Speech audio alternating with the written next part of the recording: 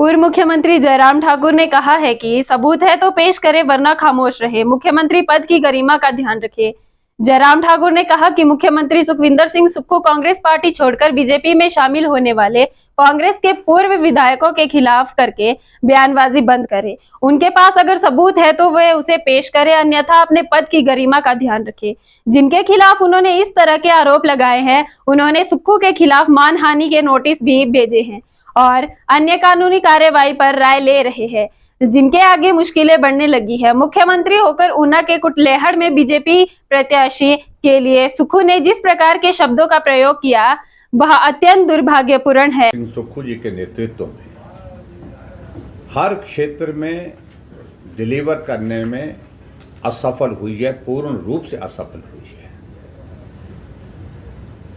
और उसका जीता जागता उदाहरण ये जो पॉलिटिकल टर्मोइल हिमाचल प्रदेश में देखने को मिला है, उसको आप आसानी से समझ सकते हैं।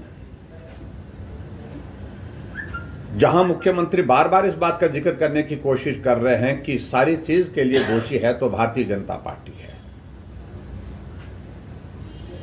हमारी सरकार को गिराने के लिए भारतीय जनता पार्टी प्रयत्न कर रही है।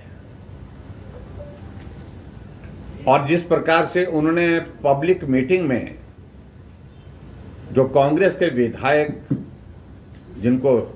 जिनका सस्पेंशन नहीं, जिनका निष्कासन हुआ, यानी कि उनकी सदस्यता समाप्त हुई, उनका भी जिक्र करते हुए और निर्दलीय विधायकों के ऊपर पैसे के जिक्र में कुछ बातें टिप्पणियां की हैं, मैं समझता हूं वो बहुत दुर्भाग्यपूर्ण है। सभी 9 के 9 विधायकों ने तय किया है, 3 निर्दलीय और 3 निर्दलीय के साथ साथ पे जो 6 कांग्रेस के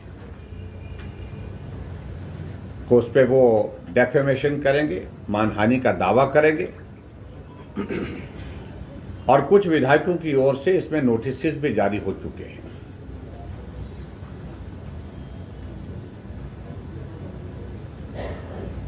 मुख्यमंत्री एक जिम्मेवार व्यक्ति होता है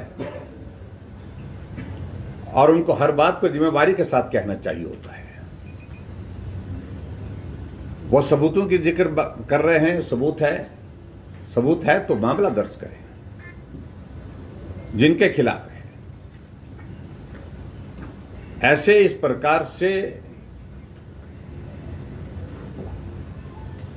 अगर सार्वजनिक बयान किसी भी विधायक के खिलाफ, किसी भी नेता के खिलाफ इस प्रकार से करते हैं, वो violation of model code of conduct का भी है और उसके स्वाभाविक रूप से उसके परिणाम भी गंभीर होंगे आने वाले समय में। जब 9 के 9 विधायकों ने तय किया कि हम मानहानि का मामला दर्ज करेंगे और उसके बाद जो कानूनी कार्रवाई होगी उस दृष्टि से भी आगे बढ़ करके बात करेंगे। मित्रों, मैं सारी चीज को लेकर के बड़ा साफ कहना चाह रहा हूं कि हिमाचल प्रदेश में कांग्रेस की सरकार से नाराजगी विधायकों ने एक बार नहीं, कई बार कई जगह जिक्र किया। अगर विधानसभा के रिकॉर्ड में आप देखेंगे, उन्हीं में से बहुत सारे विधायकों ने विधानसभा के अंदर भी सरकार को आगाह किया था। विधानसभा के बाहर भी उन्हीं विधायकों ने बार बार जलालत के लिए जिक्र किया था कि विधायकों की सुनी नहीं जा रही है, मानी नहीं जा रही है, काम नहीं हो रहे हैं। लेकिन सारी बातों को सुना गया, लेकिन उसके बावजूद माना नहीं गया, नजरअंदाज करते गए। और उसके बाद परिणाम इस दिशा में हुआ, जब राज्यसभा का चुनाव हुई तो क्रॉस वोटिंग करने के लिए कांग्रेस के विधायक जो है वो विवश हुए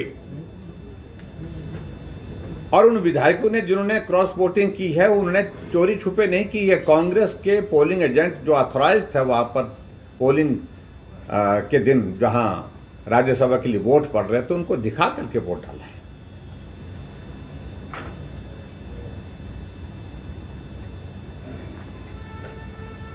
और किसी सरकार की चलाने के लिए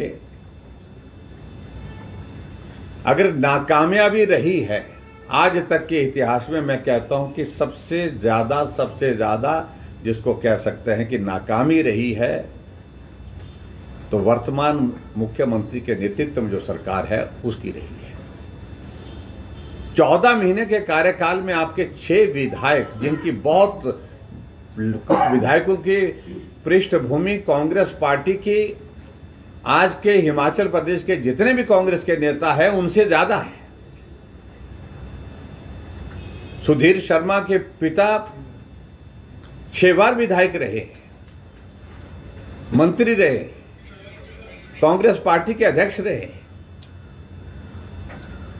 वो पार्टी छोड़ने के लिए विवश क्यों हुए, ऐसा कदम उठाने के लिए विवश क्यों हुए? जब बार बार इज्जत पर आती है बात, तो स्वाभाविक रूप से आदमी स्वाभिमान के लिए कई बार कदम उठाता है, और इसलिए उठाया। रवि ठाकुर का इतिहास आप जानते हैं, उनका परिवार की पृष्ठभूमि जानते हैं, लता ठाकुर से लेकर के। जब हिमाचल का निर्माण हुआ तो हिमाचल के निर्माण के बाद सरकार बनने में उनकी हिस्सेदारी थी एक मंत्री के रूप में।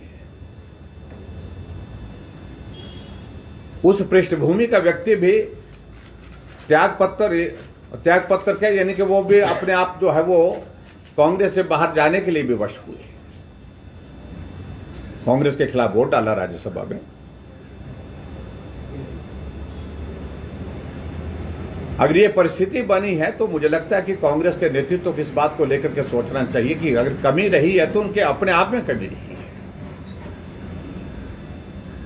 और इसके लिए किसी को दोष देने की आवश्यकता नहीं।